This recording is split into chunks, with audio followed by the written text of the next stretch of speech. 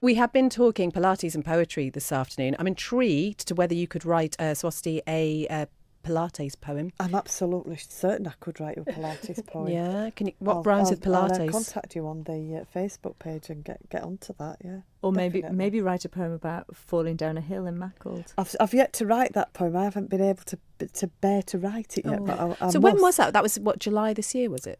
It was a Friday the 13th, and I'm not superstitious in any way at all. But yeah, it was a Friday the 13th of July. So I waited 42 years for a heat wave after 1976. And then I missed half of it because I couldn't get outdoors. Oh, what a shame. And you love the outdoors here as well, I love the don't outdoors, you? yeah. Where did you fall? Down Macclesfield. I live next door to Macclesfield. So ill-advised. I was all glammed up in a dress and, which ended up round my waist. But a testament, we'll just leave that image there, a testament to the power of physio, though, which is absolutely brilliant.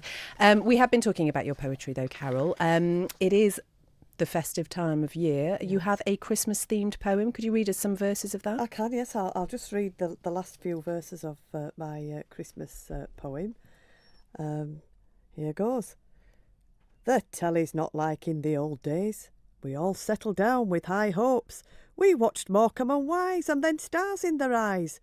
Now it's death and despair in the soaps. The X Factor's ruined our Christmas. They'll likely achieve number one. We loved Wizard and Slade, even Wham and Band-Aid. What a pity those days are all gone. He's bought me a G-string for Christmas. He hopes to arouse my desire. He's now on the brandy and getting quite randy. He's roasting his nuts by the fire. Santa's the true star of Christmas. He's got lots of presents to give. As he travels the miles, he's all laughter and smiles, 'cause he knows where the naughty girls live. There's still loads of leftover turkey. I'm making a bubble and squeak. I'm not really chuffed, 'cause we're all pretty stuffed. And it's blooming New Year in a week. Love it. Great. Brilliant. How long does it typically take you to write a poem then? I would say around about a couple of hours. But I sort of sit down and do have a method to writing, get all the information, everything that I want to say, and it tends to just be each verse is an idea, and then I make it rhyme because all my poetry is rhyming poetry, and I'm a stickler for metre. I've got a very good friend called Dennis Turner, who's a poet, and he taught me everything I know about rhyme and metre.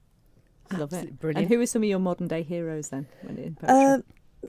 Modern day, not really. I like some of the older poets. I like a lot of the Irish poets because that's my heritage.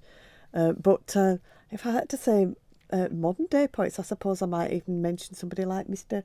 Mike Pullyman Cowan, Friend of the show. Yeah, who's a friend of the show, and he's been marvellous as well. Himself and his wife Irene, they're marvellous poets and raconteurs. So a lot of people on the island, there's John Dog. We've got John Dog there. He's a brilliant poet. And it's a lovely community, isn't it? The poetry community. Very supportive and definitely, yeah.